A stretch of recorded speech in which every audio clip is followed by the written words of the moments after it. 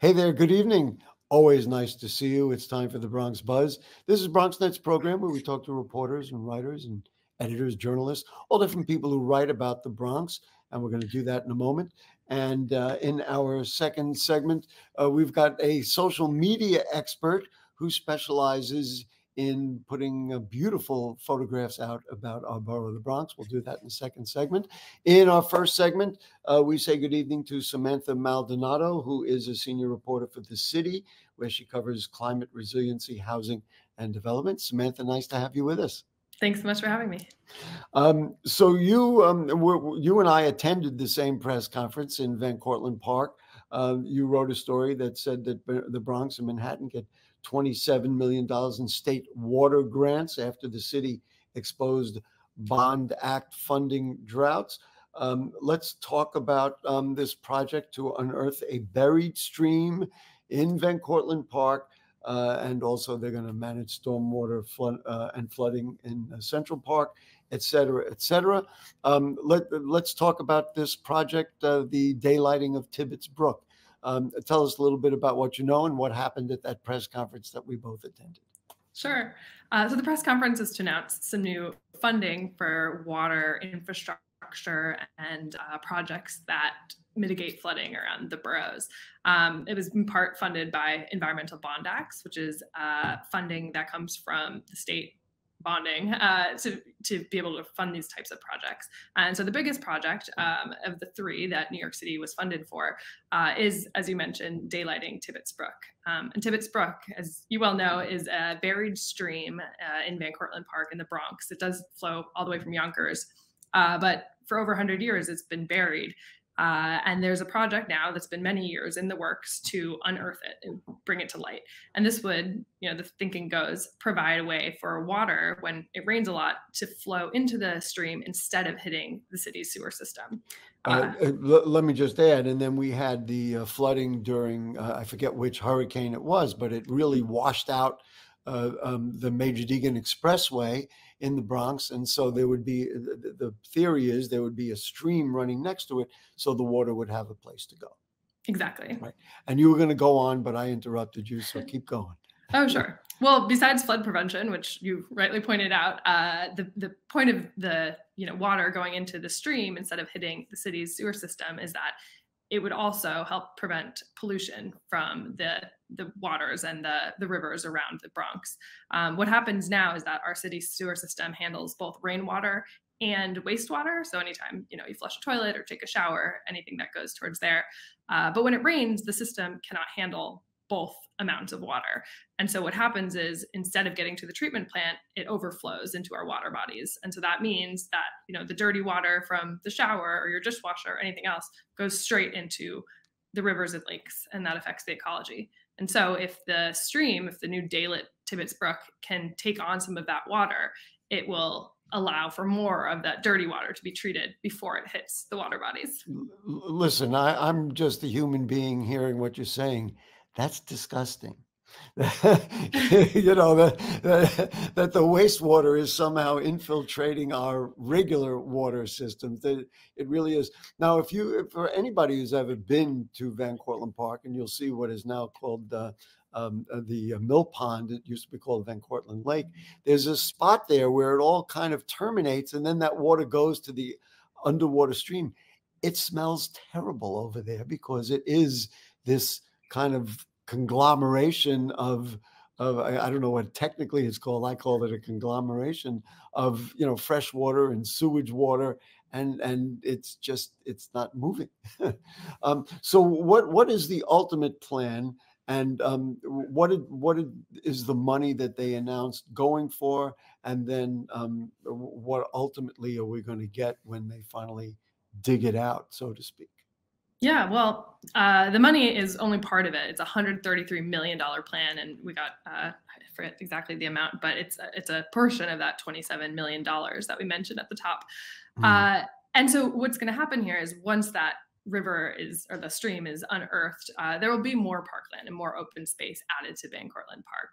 In part, there will be a trail that goes up all the way upstate from the city that's connected now.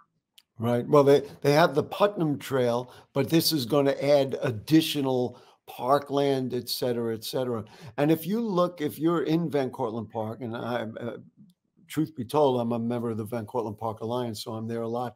And you look south from where the mill pond is and look south, you could see like a marsh.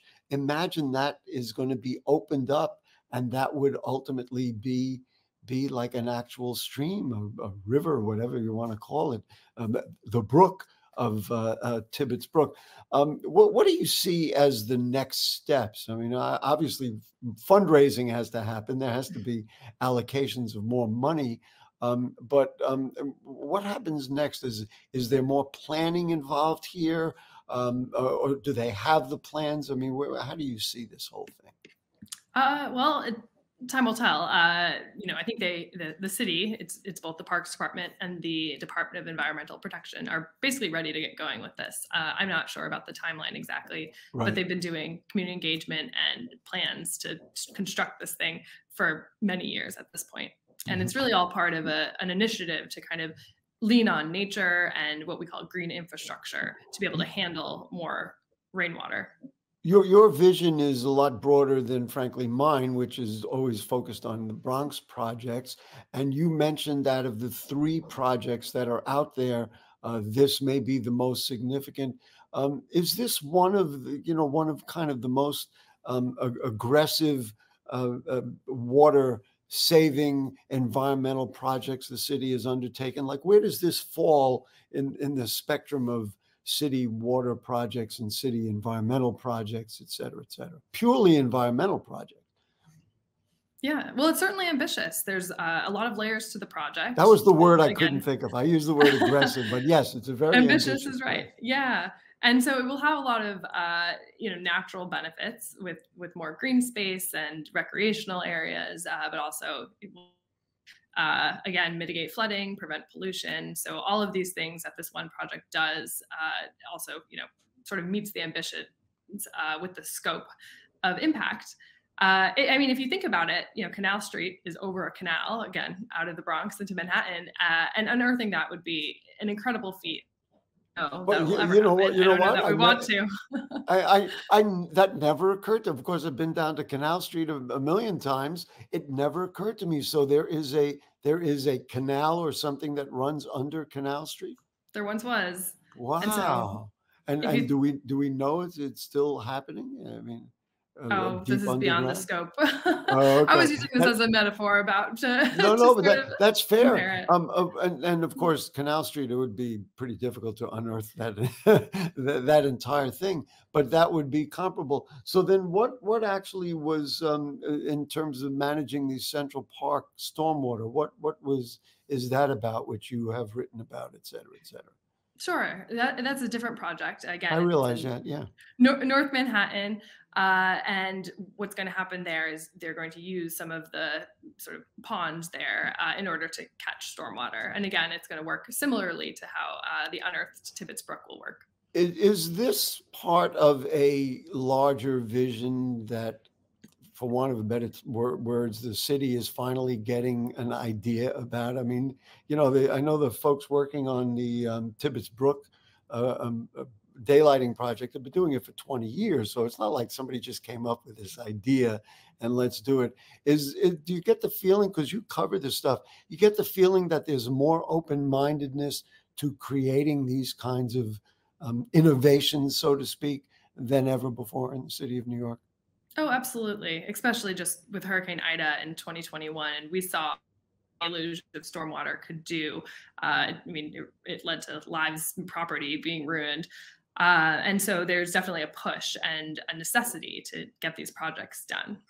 One of the things you reported is that just 2% of state environmental grants went to New York City. Now, listen, we're not everything in the state of New York. I get that. We always want everything to come our way. But 2%, when you come out with grants going to this immense urban center, seems to me to be like, hey, what's that about? Maybe that's my own suspicion. What's your thought on that? Well, you wouldn't. Are we getting the short end of the stick? Is I guess what I'm asking. Yeah, I mean, a lot of people would say that. A lot of our elected officials and even some of the officials appointed within city government, they say that this Bond Act funding, in a large part, happened because New Yorkers voted for it in large That's numbers, right. and we also are, over 40% of the state population. So, what is a fair share? That's up for debate, but certainly, I think people would say it's more than 2%. Yeah, well, you say what is fair share, and you talk to people of the Bronx. We definitely know we haven't gotten what we probably should have over all this time.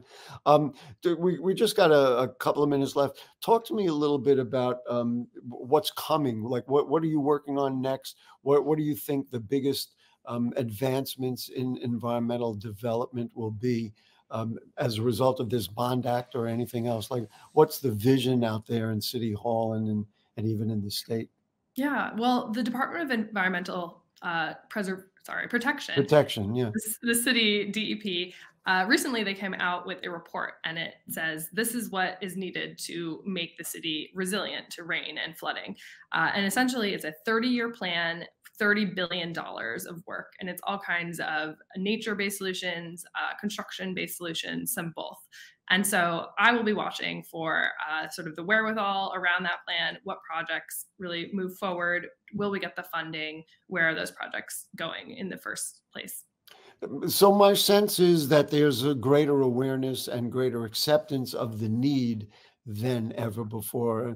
Listen, everyone in New York State is not progressive thinking, but I think this is an example of a more progressive thinking.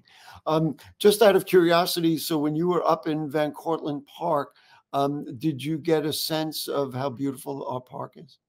And I'm totally That was great. prejudiced. And We're had starting you to see been the up? foliage. Yeah, yeah, of course, this is a great time to be in the park. So I'm just curious, had you been up to the park before? You could I tell us. had, Yeah, I did, okay, and fair I had enough. gotten very lost. Great. Listen, Samantha, we're going to look forward to the other things that you write about, not only about the daylighting of Tibbets Brook, but other things as well. So we do appreciate you joining us. That is Samantha Maldonado, senior reporter for The City, where you cover the climate, resiliency, housing, and development, and also the daylighting of Tibbets Brook, which everybody in the Bronx is applauding. We appreciate your time this evening. Thanks for having me. Great. We will take a short break, folks, and then we're going to get into Bronx social media and an artist who represents the Bronx with some incredible photographs. So we'll do that in just a moment. Don't go away.